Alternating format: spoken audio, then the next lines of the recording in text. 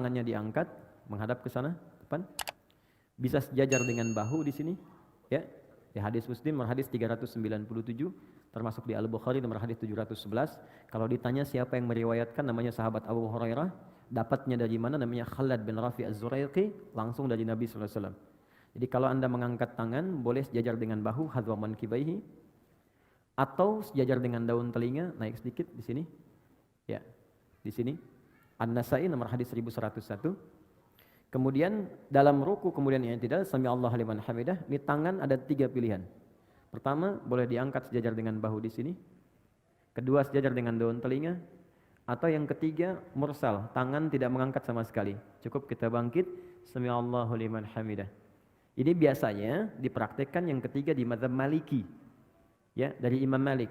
Sekarang penyebarannya di Afrika Utara dengan wilayah Mediterania. Jadi misalnya ada Libya, Tunisia, Maroko, Aljazair.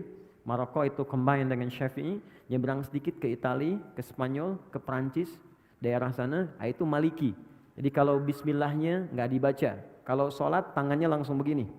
Jadi begitu dia begini, misal Anda sedang umrah nih ya, di Ka'bah atau sedang haji, mudah-mudahan yang belum berangkat bisa segera insya Allah. Nah, tidak cukup dengan amin, nabung. Jadi kalau Anda sedang lihat orang begini depan Ka'bah, nah, jangan diajak ngobrol. Itu sedang sholat. Nah, tiba-tiba dia ruku misalnya kan, atau yang tidak dia angkat tangan, itu Maliki. Baik. Sami Allah liman hamidah. Sekarang kemudian sujud. Perhatikan baik-baik. I'tidal, jangan langsung sujud. Kata Nabi, hatta ta'tadila qa'iman, sampai engkau tegak berdiri dengan sempurna. Jadi begitu ini turun, sami Allah liman hamidah, rabbana walakal hamd. Ingat maknanya? Masih ingat hikmahnya? Orang yang rukunya benar kepada Allah. Ruku itu artinya taat, patuh. Di ruku itu filosofisnya bukan sekedar diminta formalitas ruku dan lurus semua, tidak. Tapi ini gambaran kepatuhan kepada Allah. Karena orang Romawi dulu, orang Persia ketika menghormat kepada rajanya, itu mereka ada yang ruku begini. Ada yang sujud. Nah itu gambaran patuh sempurna. Jadi kalau diperintahkan, mungkin teman-teman lebih tahu lah film-film kolosal masa lalu kan. Kalau prajurit diperintahkan kan ada kepatuhan, siap gitu kan. Dan dia mengerjakan apapun termasuk mengorbankan nyawanya. Maka Allah meminta kepada kita, Anda pada manusia aja bisa patuh sempurna. Kenapa pada saya yang menciptakan Anda nggak patuh sempurna? Maka dibalik oleh Allah, rukulah yang sempurna. Makanya saat ruku semua diminta sempurna. Dari kepala sampai bagian belakang. Diurutkan. Ini gambaran kepatuhan kita kepada Allah. Makanya kita katakan, Subhana rabbiyal azim wa bihamdi. Ya Allah, kalau ada orang yang dihormati oleh orang lain dalam kehidupan, ada makhluk yang disanjung, maka tidak ada yang paling tinggi, paling azim kecuali engkau. Subhana rabbiyal azim, dan aku puji engkau. Nah orang-orang yang rukunya benar kepada Allah, dia patuh pada Allah, diminta dikerjakan, suruh ditinggalkan, dia tinggalkan, maka Allah akan angkat derajatnya. Jadi iman itu kalau sudah kuat, tandanya patuh. Makanya iman sering disertakan dengan amal soleh. Amal soleh itu ujian kepatuhan. Quran surah 103. Ya, wal 'asr innal insana lafi khusr illa alladziina amanu wa amilus shalihat. Jadi kalau orang sudah beriman, itu tandanya tanda patuh. Diuji dengan amal soleh. Ada sholat, makanya sholat dibuka dengan kalimat iman. Alladzina yu'minuna bil ghaib wa yuqimunas shalah. Iman dulu baru sholat. Puasa dibuka dengan iman. Al-Baqarah 183. Ya ayyuhalladzina amanu kutiba alaikumus siyam. Iman dulu baru sholat. Artinya kalau kita sudah ruku, kita itu siap patuh. Kata Allah kerjakan, kerjakan. Kata Allah tinggalkan, tinggalkan. Dan kata Allah, aku enggak butuh dengan itu, ini untuk kamu. Makanya orang-orang yang imannya sempurna, maksudnya patuh, maka Allah akan angkat derajatnya. Maka digambarkan lewat i'tidal. Allah mengangkatnya dengan sempurna. Itu dalilnya ada di Quran surah ke-58 ayat 11. Yarfa'illahu alladhina amanu minkum. Allah akan angkat derajat orang-orang yang sempurna imannya di antara kalian. Ditunjukkan dengan kepatuhan. Begitu diangkat dikatakan sami Allahu liman hamidah. Ya Allah, saya mendengar apa yang kau perintahkan, saya patuh. Sami'na wa ata'na. Ya, hamidah, saya puji engkau dengan segala kemuliaan kau berikan kepada saya. Maka Allah katakan, kau mau minta apa saya berikan. Maka kita katakan, masih ingat di pertemuan lalu? Ya, sami Allahu liman hamidah, Rabbana walakal hamd. Mil'as samawati wa mil'al ardi wa mil'a ma syi'ta min syai'in ba'du. Kata Allah, silahkan kamu minta apapun sekarang. Mau sepenuh langit, sepenuh bumi, atau antara langit dan bumi, atau antara apa yang belum aku sebutkan engkau ingin mintakan. Minta sekarang. Maka saat minta itulah ada posisi yang paling tinggi untuk meminta, yang bebas kita memohon. Dalam berdiri terbatas, ruku terbatas. Sekarang yang selanjutnya itu yang paling dahsyat. Sangat luar biasa, itulah sujud. Tapi ada rahasia setelah sujud, itu pun sangat istimewa. Maka kita diminta sujud, turun, ruku, kemudian yang tidak, kemudian sujud, kita lihat, tahan, berhenti. Ini pakai lutut, boleh ya? Boleh. Masih ingat dalilnya? Abu Daud nomor hadis 838 dari Wa'il bin Hujur. Boleh juga pakai kedua telapak tangan turun. Jadi begitu mau turun, telapak tangan dulu. Ya. Baru kemudian lututnya baru turun. Dan gak usah berdebat. Yang pakai telapak tangan sahabat Abu Hurairah, yang pakai lutut Wa'il bin Hujur. Wa'il pakai lutut, Abu Hurairah pakai telapak tangan, dua-duanya sahabatan. Ya, dan dua-duanya sahabat dan mulia di hadapan Nabi. Anda sahabat bukan, tabi'in bukan, ulama bukan, satu lutut, satu telapak tangan ribut gitu kan. Anda siapa? Ya, yang lutut benar, telapak tangan benar. Yang salah yang pakai kepala duluan. Ingat itu. Oke. Sujud. Oke, tahan sebentar. Mohon izin. Maaf, mudah-mudahan kelihatan. Teman-teman, kata Ibnu Abbas radhiyallahu taala anhuma, umirtu an asjuda ala sab'ati azamin. Aku diperintahkan sujud dengan 7 anggota tubuh menempel. Plus tambahan 1 di hidung. 1, jabhah, kening. Ini keningnya menempel. Mohon izin, bangkit dulu mas. Di sini. Nempel ya. Dan tolong sekatnya ya, rambut ini sudah bagus, ya sisirannya udah baik. Jadi nggak pakai peci pun nggak apa-apa. Ingat, peci ini bukan rukun sholat dan bukan syarat sholat. Ya, peci ini adalah penutup ketika rambut terlampau menutupi bagian kening sehingga menghambat kita sujud. Jadi kalau memang sudah nggak ada rambutnya, nggak apa-apa, nggak usah pakai peci pun, nggak ada masalah. Ya, atau kalau mau pakai peci pun nggak ada masalah, silakan. Ya, jadi dan yang paling penting itu nggak ada penghalang yang langsung menghalangi rasa sujud. Kecuali hal yang ringan. Kalau ringan itu seperti mukena untuk perempuan, ya. Atau misalnya kain tertentu seperti sejadah, boleh sepanjang nggak terlampau empuk. Awas, ingat, saya ingatkan. Nabi melarang kita sujud di tempat sujud yang terlampau empuk seperti bantalan. Ada sejadah sekarang kelihatan mewah, tapi sebetulnya nggak bisa di tempat sujud. Oh, Oke. What's happening, you know? Oke. Nah itu nggak bisa, dilarang oleh Nabi. Kenapa? Karena nanti akan menghambat menempelnya kening dengan sempurna. Nah nanti kata Nabi, idza sajadta famakin sujudak. Kalau engkau sujud, tempelkan dengan sempurna sehingga terasa ada penempelan antara kening dengan tempat sujud. Dan sekarang ketika diteliti secara ilmiah ada titik God spot di sini. Itu enak. Jadi kayak kita tuh kayak sujud itu kayak mengalir ke puncak ke dalam kepala kita, ke bagian yang tengah ini. Dan biasanya kalau awal-awal belum sempurna itu agak pusing dulu awalnya. Setelah itu nikmat. Ya, itu yang pertama jabah. Dan ini mohon izin, jangan sampai berdoa dulu sebelum yang 7 ini sempurna. Jadi begitu kening sudah menempel, yang kedua telapak tangan, 2 telapak tangan, jadi hitung 3. 1, 2. Kemudian selanjutnya 2 lutut. 3 tambah 2, 5, lutut 2. Selanjutnya jemari di 2 telapak kaki, tambah 2, 7. Nah, untuk jemari khusus spesial, mohon izin menghadap ke arah sini sujudnya. Makasih, jazakallah khair. Fokus baik-baik, lihat teman-teman, saya ingatkan lagi, sangat bagus, sangat bagus. Kakinya nutup, bukan terbuka begini. Oke, tutup seperti ini. Kemudian jemarinya dilipat begini. Ya, nanti manfaatnya banyak. Lalu ini dibuka sedikit, tidak nutup ke dalam begini. Nabi pernah mengingatkan dengan keras, jangan kau bersujud, awas hati-hati, ya, dengan ini menutup. Jadi hati-hati kata Nabi, apa engkau mau bunuh diri? Ya, karena ketika Anda seperti ini, diafragmanya tertutup, napas menjadi sesak. Ini paling berbahaya, makanya dibuka. Ini saya tekankan karena ada sebagian mengatakan kalau perempuan itu ada yang mengatakan ditutup begini, itu tidak. Sama laki-laki dengan perempuan, sama saja. Kecuali dalam takbir di awal, perempuan tuh boleh rapat begini. Itu di Syafi'iyah. Karena dulu nggak ada hijab seperti sekarang. Ya, jadi terbuka pendek, makanya saat bertakbir begini akan kebuka. Karena itu ditutup begini. Ya, seperti ini. Kemudian kata Nabi, usahakan ini ada rongga. Ya, kalau dalam bahasa Arab di hadisnya anak kambing kalau lewat dia bisa lewat. Tapi anak kambing itu ukuran bagi orang Arab kecil. Bagi kita mungkin anak kucing gitu kan, atau kucing.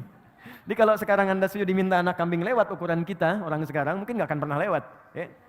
Poinnya ada jeda. Sekarang bangun mas, izin. Perhatikan baik-baik. Tarik nafas dulu. Oke, fokus. Dalam sujud, saya mau masuk ke bangkit dari sujud.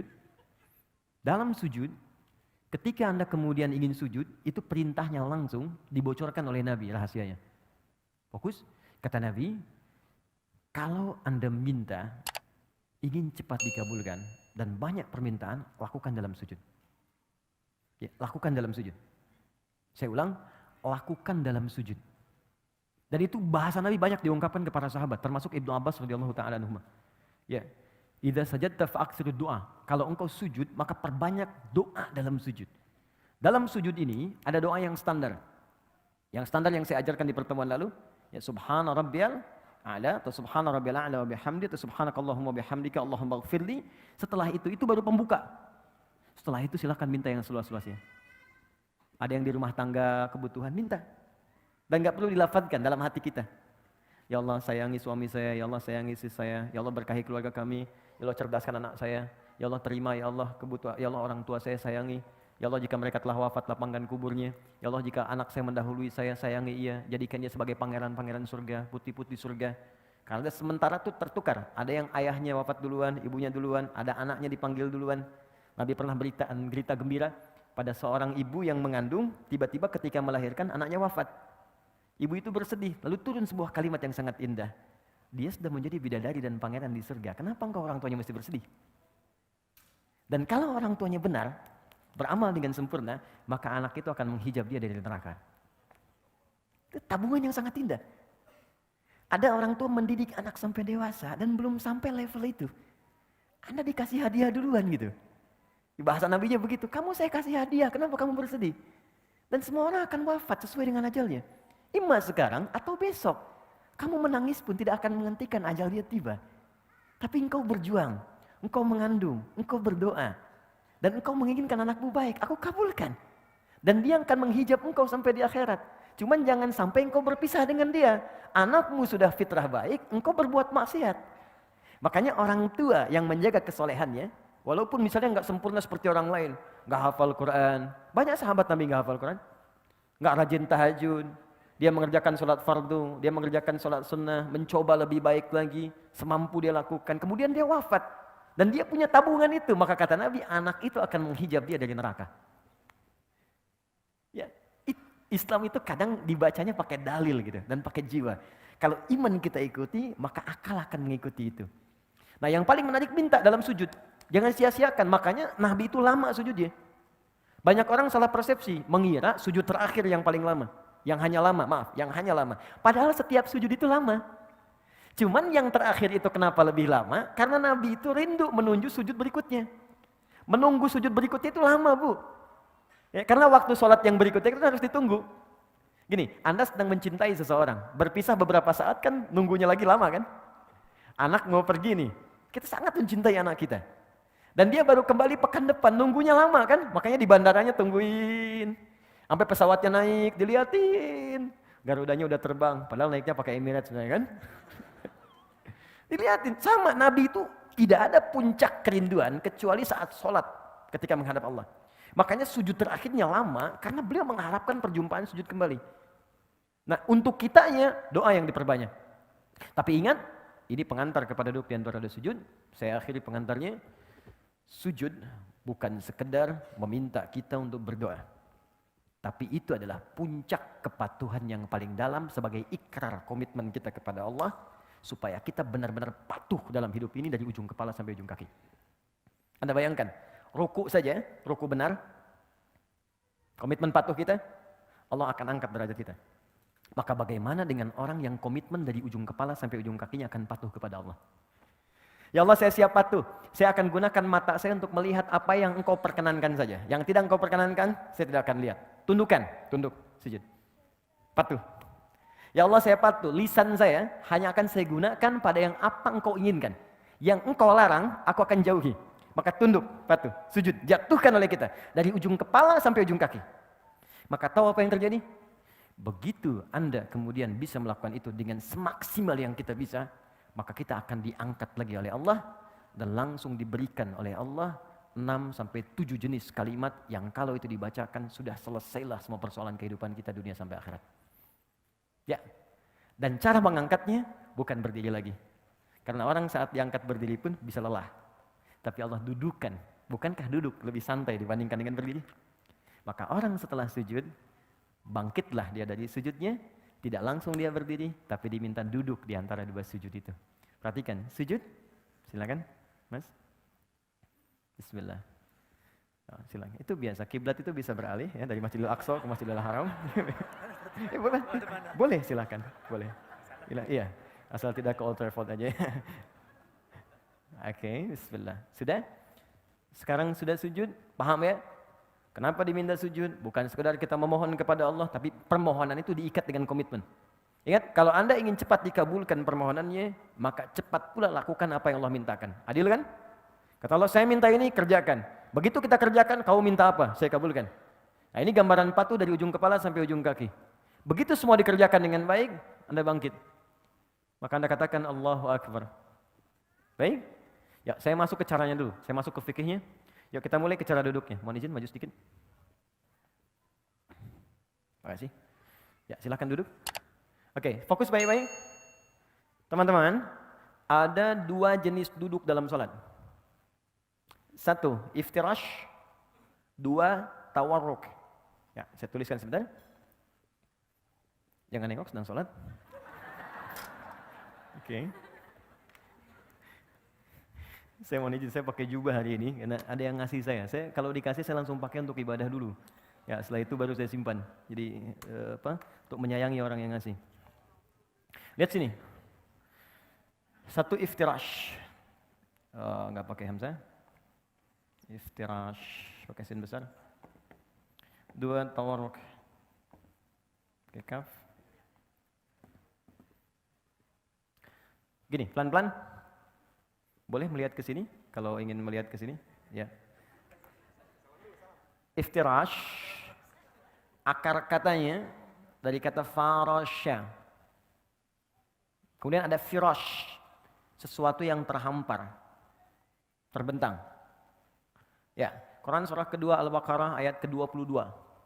Allazi ja'ala lakumul arda firasya. Allah yang telah menjadikan bumi itu di dalamnya ada hamparan. Ini bukan bumi datar. Ya, bukan bumi datar. Maksudnya di bumi itu kalau Anda keluar dari bumi, pengen tahu bentuk bumi, keluar dari bumi, lihat. Maka akan Anda lihat bentuknya. Tapi kalau Anda hidup di bumi, supaya saya mudahkan kehidupan, saya jadikan hamparan supaya Anda bisa pijak. Nah, firash itu hamparan. Kasur disebut firash karena terhampar. Kalau kasurnya bulat nggak bisa kita tidur di situ. Ya. Kemudian yang paling menarik, kalau kita berusaha menghamparkan sesuatu dengan sempurna, maka tambahkan alif dengan ta sehingga kalimatnya berubah dari firash menjadi iftirash.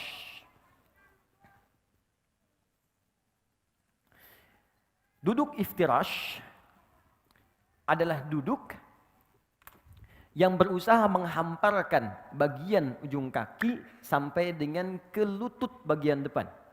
Sehingga ketika bangkit dari sujud, ya, hamparkan bagian lutut bagian depan sampai dengan ke ujung kaki.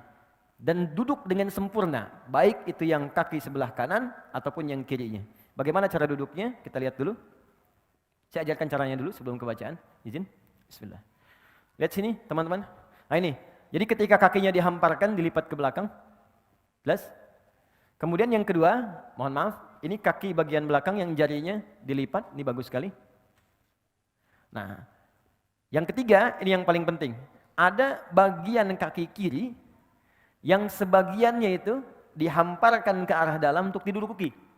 Seperti firash, kasur, kan kita hamparkan untuk diduduki, ditiduri gitu kan. Ini seakan-akan tumpuan bagian belakang tubuh kita itu menduduki bagian kaki sehingga disebut dengan iftirash namanya. Jelas ya? Baik.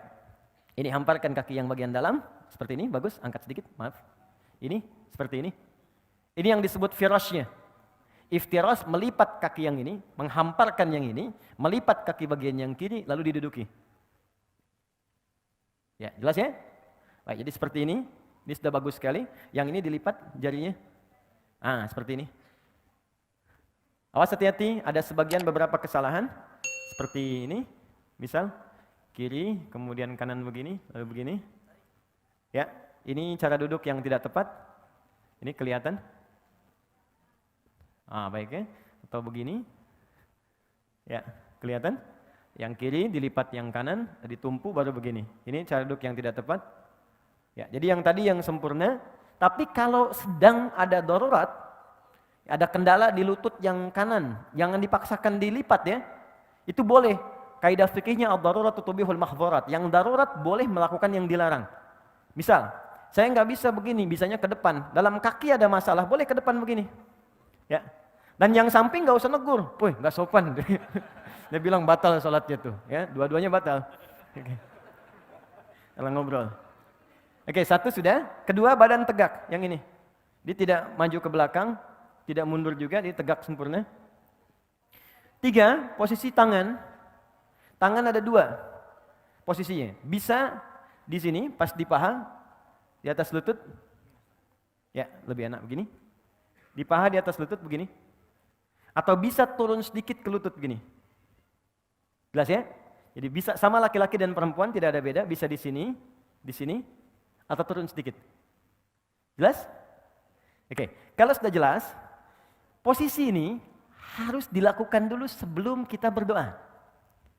Jadi bukan naik langsung doa. Bahkan ada yang belum duduk udah berdoa. Rabbighfirli warhamni, duduk aja belum gitu. Ya. Jadi Nabi mengajarkan duduk dulu dengan sempurna supaya darah mengalir dengan nyaman dulu, kitanya enak dulu. Jadi berdoa dalam keadaan enak. Seperti begini, teman-teman kalau doa bangun tidur apa? Hah?